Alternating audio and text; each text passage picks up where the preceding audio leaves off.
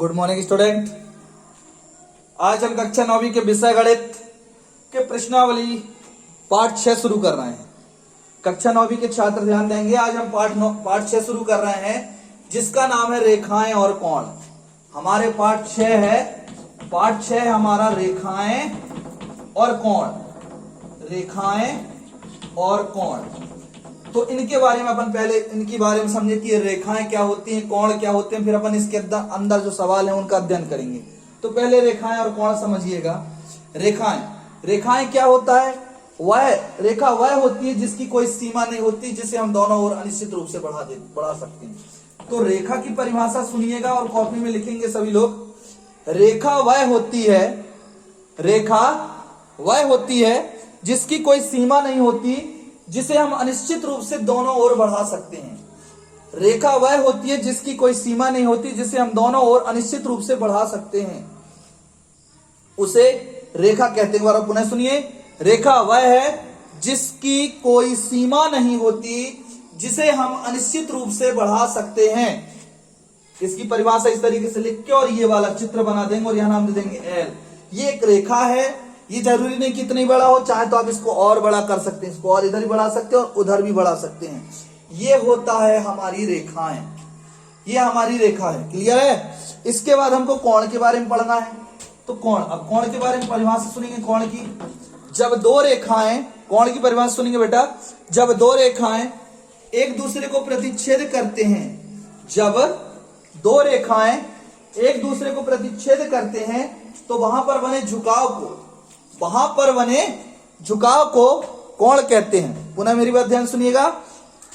जब कोण की परिभाषा, जब दो रेखाएं एक दूसरे को प्रतिच्छेद करती हैं, जब दो रेखाएं एक दूसरे को प्रतिच्छेद करती हैं तो वहां पर बने झुकाव को कोण कहते हैं। वहां पर बने झुकाव को कोण कहते हैं। यहां तक सुनाई दिया? जब दो रेखाएं एक दूसरे को प्रतिच्छेद करते तो वहां पर बने झुकाव को कोण कहते हैं। जैसे ये देखिएगा, ये दोनों रेखा यहाँ पर प्रतिच्छेद कर और यहाँ पर जो झुकाव बना, ये दोनों रेखा इसको बना आगे बढ़ा सकते हैं, लेकिन हमने यहीं तक रखा। तो यहाँ पर ये दोनों एक दूसरे को काट दिए, यहाँ पर जो झुकाव बना ये वाला, इसी को कहते हैं कोण। हमारी ये उंगली में बन जाता है, ये दो उंगली के बीच ये कम भी हो जाता है और इधर बढ़ा भी सकते हैं, यही कोण कहलाते हैं। ये दो उंगली इनके बीच भी बना है, इधर ही बना है, इन दो के बीच भी बना है। ऐसे कई जगह कोण का उपयोग हम हर जगह, बहुत जगह ऐसे करते हैं। क्लियर है? जैसे अपन एक पेड़ के जो डगाल होते हैं तो पेड़ के बीच और वो डगाल के बीच जो झुकाव होता है वो कोण कहला सकते हैं। ये सब कोण होते हैं। तो कोण की परिभाषा समझ में आ गया। रेखा एक बार सुन लो। रेखा वह है जिसकी कोई सीमा नहीं होती, जिसे हम दोनों ओर अनिश्चित रूप से बढ़ा सकते हैं। कोण, जब दो रेखा एक दूसरे को प्रतिच्छेद करते हैं तो वहां पर बने झुकाव को कोण कहते हैं। कोण के प्रकार, कोण होते हैं 7 प्रकार के। शून्य कोण, न्यून कोण, समकोण, अधिक कोण, ऋजु कोण, प्रतिवर्ती कोण और संपूर्ण कोण। क्लियर है? सबसे पहले चलते हैं हम किस पर? कोण के प्रकार। कोण के प्रकार होते हैं कितने? 7 कोण के प्रकार। पहला हुआ शून्य कोण। कोण के अंदर अध्ययन करेंगे कोण, शून्य कोण। ठीक, शून्य कोण वह कोण जिसकी माप शून्य अंश होती है। शून्य कोण की परिभाषा लिखेंगे सभी लोग। वह कोण जिसकी माप शून्य अंश होती है उसे शून्य कोण कहते हैं। वह कोण जिसकी माप शून्य अंश होती है उसे शून्य कोण कहते हैं। ये कोण बना दिए हमने, यहां लिख दिया ए बी ए, यानी यहां पर बिंदु लगाए, मतलब ये कोण भी शून्य अंश दर्शा रहा है, कुछ भी नहीं दिख रहा है तो ये शून्य कोण है। तो यहां लिख दिए कोण ए बी ए बराबर शून्य अंश। ये हमारा शून्य कोण हुआ। समझ में आया बेटा? दूसरा प्रकार होता है न्यून कोण। दूसरा प्रकार होता है न्यून कोण। कौन सा कोण? न्यून कोण। न्यून कोण की परिभाषा सुनेंगे। वह कोण जिसकी माप शून्य अंश से अधिक और 90 अंश से कम होती है उसे न्यून कोण कहते हैं। वह कोण जिसकी माप शून्य अंश से अधिक और 90 अंश से कम होती है उसे न्यून कोण कहते हैं। वह कोण जिसकी माप शून्य अंश से अधिक और 90 अंश से कम होती है उसे न्यून कोण कहते हैं। ये 90 अंश से कम, इसका झुकाव 90 अंश से कम होता है। यहां पर मान लो ये 45 अंश है, तो अपने हो गया क्या DEF। तो हमारा कोण DEF बराबर 45 अंश, ये दर्शा दिए। ये जो क्या है, शून्य अंश से अधिक और 90 अंश से कम, मतलब बीच का भी हो सकता है, 40 कोई भी अंश हो सकते हैं। ठीक, ये क्लियर हो गया। तीसरा प्रकार होता है समकोण। तीसरा कोण होता है क्या, समकोण। समकोण होता है क्या, लिखेंगे वह कोण जिसकी माप 90 अंश होती है। वह कोण जिसकी माप 90 अंश होती है उसे समकोण कहते हैं। वह कोण जिसकी माप 90 अंश होती है उसे समकोण कहते हैं। और सुनेंगे, वह कोण जिसकी माप 90 अंश होती है उसे समकोण कहते हैं। ये उसका चित्र है। जैसे हो गया अपना GHI, ये एकदम सीधा। देखिए इन दोनों के बीच, ये अपने को कॉफी में मिलता है। ये देखिए बेंच में, इस बेंच में यहां और यहां के जो बीच, यहां का जो झुकाव है, ये समकोण कहलाता है। ऐसे समकोण बहुत जगह होते हैं। क्लियर बेटा, ये समकोण हुआ। 3 प्रकार हो गए। आगे प्रकार पढ़ते हैं। चौथा प्रकार होता है हमारा अधिक कोण। कौन सा कोण, अधिक कोण।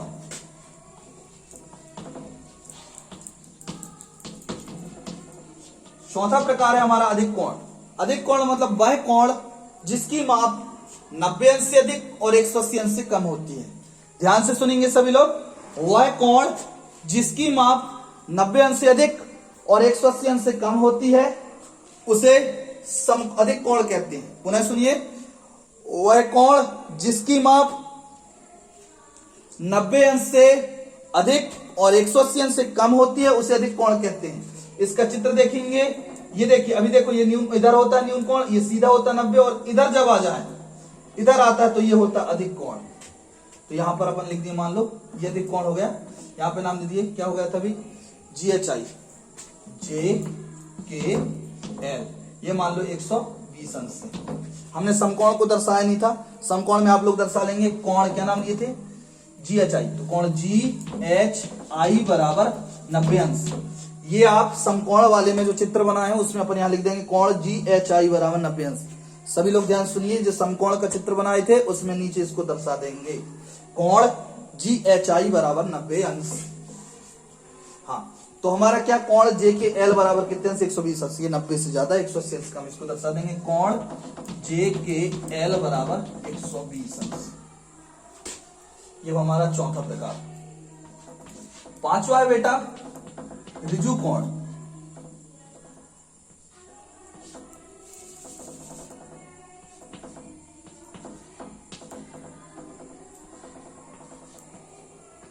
ऋजु कोण, ऋजु कोण वह कोण जिसकी माप 180 अंश होती है। वह कोण जिसकी माप 180 अंश होती है, ऋजु कोण। वह कोण जिसकी माप 180 अंश होती है उसे ऋजु कोण कहते हैं। ये एक सीधी रेखा है, यहां पर अपन यहां ले लें चाहे कहीं ले लें, ये जो बिंदु है ये हमारा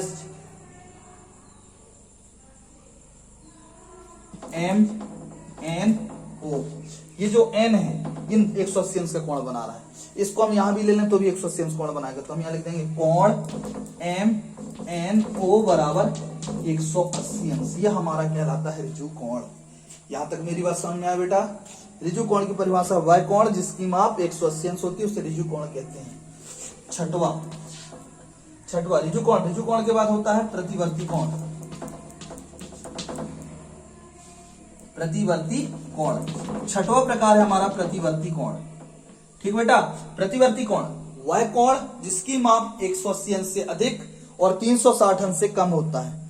वह कोण जिसकी माप 180 अंश से अधिक और 360 अंश से कम होता है उसे प्रतिवर्ती कोण कहते हैं। पुनः मेरी बात ध्यान सुनिएगा, वह कोण जिसकी माप 180 अंश से अधिक और 360 अंश से अधिक होता है, सॉरी सुनिएगा, वह कोण जिसकी माप 180 अंश से अधिक और 360 अंश से कम होता है उसे प्रतिवर्ती कोण कहते हैं। पुनः वह कोण जिसकी माप 180 अंश से अधिक और 360 अंश से कम होता है उसे प्रतिवर्ती कोण कहते हैं। तो प्रतिवर्ती कोण देखिएगा, ये हमारा कोण है, अब ये इस साइड जाता है, देखो यहां तक आए तो सीधे होगा 180, अब नीचे जाएगा तो प्रतिवर्ती। और ये वाला जो कोण बना यहाँ पर ये भी कोण बन रखेंगे तो ये न्यून कोण है। ये वाला जो बनेगा ये है प्रतिवर्ती कोण। ये कौन सा कोण है?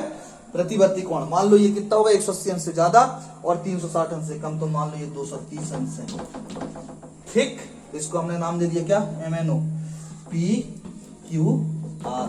हम लिख दिए कोण PQR बराबर 230 अंश। क्लियर है? इस तरीके से अपन, ये हमारा प्रतिवर्ती कोण हो गया। मेरी बात समझ में आया बेटा? इसके बाद जब हम आगे चलते हैं तो आगे चलते तो हमारे पास आता है क्या? ये सातवां आ रहा है क्या? ये PQR है। सातवां हुआ हमारा पूर्ण कोण या संपूर्ण कोण भी कहते हैं।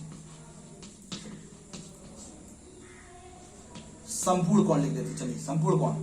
वाय कोण जिसकी माप 360 अंश होती है। संपूर्ण कोण की परिभाषा सुनेंगे।